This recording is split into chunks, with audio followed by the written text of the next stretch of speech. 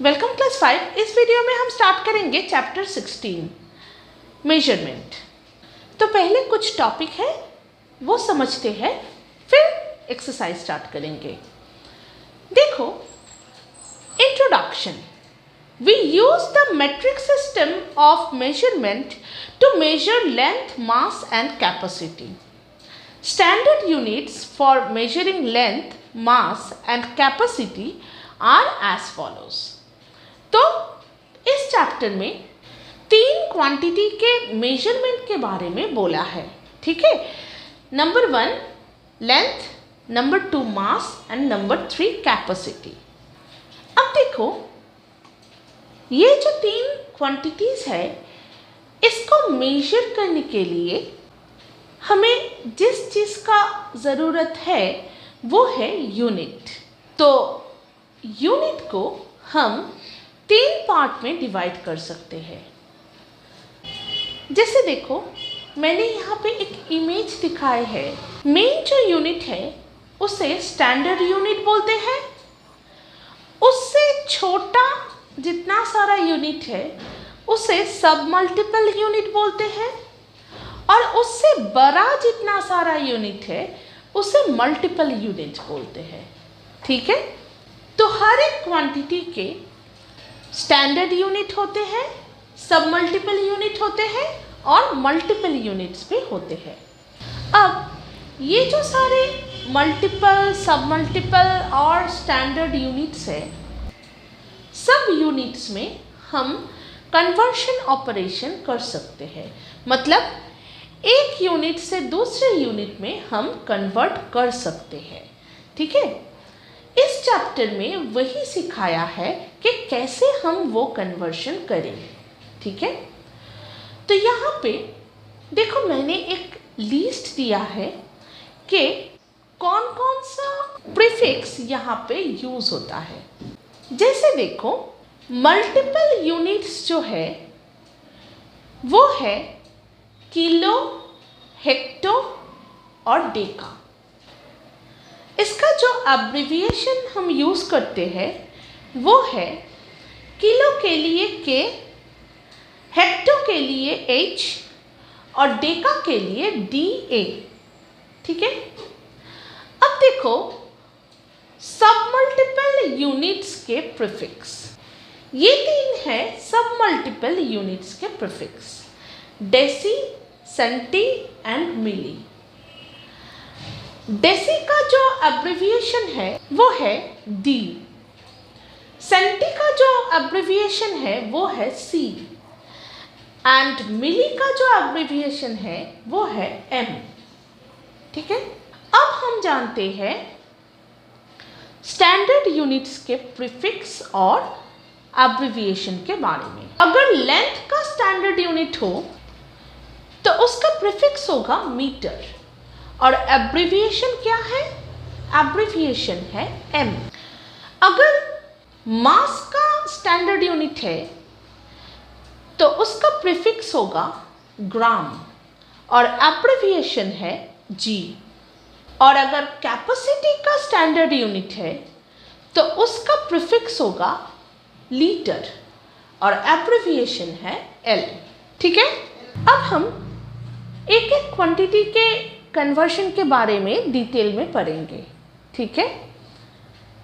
First देखो, length conversion.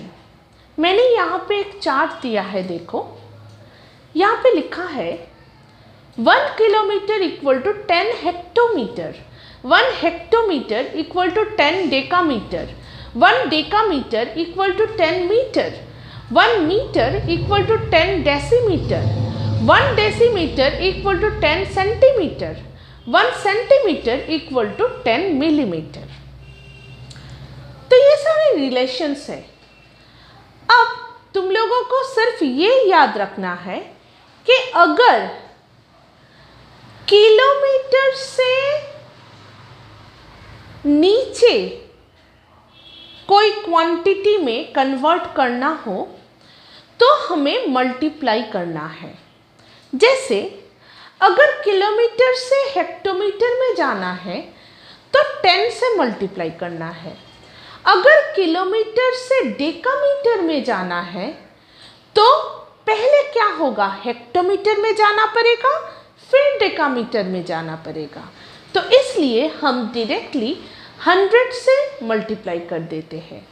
ठीक है, अगर 1 किलोमीटर को डायरेक्ट 100 से मल्टीप्लाई कर दिया जाए तो वो डेकामीटर में कन्वर्ट हो जाएगा। ठीक है, वैसे ही अगर किलोमीटर को मीटर में कन्वर्ट करना हो तो देखो, पहले हेक्टोमीटर में कन्वर्ट करना है, फिर डेकामीटर में कन्वर्ट करना है, फिर मीटर में कन्वर्ट करना है। मतलब अगर किलोमीटर को हम 1000 से मल्टीप्लाई करें, 10 इंटू 10 इंटू 10, मतलब 1000 से अगर मल्टीप्लाई करें तो वो मीटर में आ सकता है। ठीक है, ऐसे ही किलोमीटर को अगर डेसीमीटर में कन्वर्ट करना हो तो हमें 10 इंटू 10 इंटू 10 इंटू 10, मतलब 10,000 से मल्टीप्लाई करना पड़ेगा। ठीक है, 10,000 क्यों? क्योंकि पहले हेक्टोमीटर के लिए 10, फिर डेकामीटर के लिए 10, फिर मीटर के लिए 10, फिर डेसीमीटर के लिए 10। ठीक है, तो 4 10 से मल्टीप्लाई करना है, इसलिए हम एक बार में अगर 10,000 से मल्टीप्लाई कर दे तो किलोमीटर डेसीमीटर में कन्वर्ट होगा।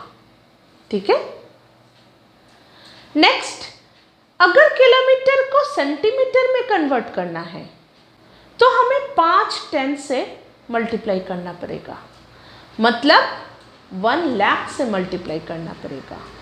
ठीक है, और लास्टली देखो, अगर किलोमीटर से मिलीमीटर में जाना हो तो हमें 6 10 से मल्टीप्लाई करना पड़ेगा, मतलब 10 लाख से मल्टीप्लाई करना पड़ेगा। ठीक है, तो इसीलिए मैंने यहाँ पे एक डाउनवर्ड एरो दिया है और लिखे हैं मल्टीप्लाई। मतलब अगर नीचे जाना है किलोमीटर से हेक्टोमीटर या किलोमीटर से डेकामीटर या किलोमीटर से मीटर, ऐसा तो मल्टीप्लाई करना है। वैसे ही अगर हेक्टोमीटर से नीचे जाना है तो हेक्टोमीटर से अगर डेकामीटर में जाना है तो 10 से मल्टीप्लाई करना पड़ेगा। अगर हेक्टोमीटर से मीटर में जाना है तो 2 10 से मल्टीप्लाई करना पड़ेगा, मतलब 100 से मल्टीप्लाई करना पड़ेगा। अगर हेक्टोमीटर से डेसीमीटर में जाना पड़ेगा तो 3 10 से मल्टीप्लाई करना पड़ेगा, मतलब 1000 से मल्टीप्लाई करना पड़ेगा। ऐसे चलता रहेगा। ठीक है, वैसे ही अगर मीटर से सेंटीमीटर में जाना पड़े तो 10 इंटू 10, मतलब 100 से मल्टीप्लाई करना पड़ेगा। ठीक है, तो इसलिए मैंने यहाँ पे डाउनवर्ड एरो देके लिखे हैं मल्टीप्लाई। मतलब अगर बड़ा यूनिट से छोटा यूनिट में जाना पड़े तो मल्टीप्लाई करना पड़ता है। अब कितना 10 से मल्टीप्लाई करना पड़ेगा वो तो तुम लोगों को चार्ट को देखकर डिसाइड करना पड़ेगा। ठीक है, वैसे ही अगर छोटा यूनिट से बड़ा यूनिट में जाना पड़े तो हम लोगों को डिवाइड करना पड़ता है, इसलिए मैंने यहाँ पे एक अपवर्ड एरो देके डिवाइड लिखे हैं। ठीक है, मतलब अगर नीचे से ऊपर जाना पड़े तो डिवाइड करना पड़ता है। जैसे अगर मिलीमीटर से सेंटीमीटर में जाना पड़े तो देखो 10 से डिवाइड करना पड़ेगा। फिर अगर मिलीमीटर से डेसीमीटर में जाना पड़े तो 2 10, मतलब 100 से डिवाइड करना पड़ेगा। अगर मिलीमीटर से मीटर में जाना पड़े तो 3 10, मतलब 1000 से डिवाइड करना पड़ेगा। ऐसा चलता रहेगा। ठीक है, तो ये है लेंथ कन्वर्शन। अब सिमिलरली मास कन्वर्शन देखो, वही सेम कॉन्सेप्ट है। यहाँ पे भी अगर बिगर यूनिट से स्मॉलर यूनिट में कन्वर्ट करना हो तो मल्टीप्लाई करना पड़ेगा, इसलिए डाउनवर्ड एरो देके मल्टीप्लाई लिखे हैं। और अगर स्मॉलर से बिगर में जाना हो तो डिवाइड करना पड़ेगा, इसलिए अपवर्ड एरो देके डिवाइड लिखे। अब कितने सारे 10 से डिवाइड या कितने सारे 10 से मल्टीप्लाई करना है वो तुम लोगों को चार्ट देख के डिसाइड करना पड़ेगा।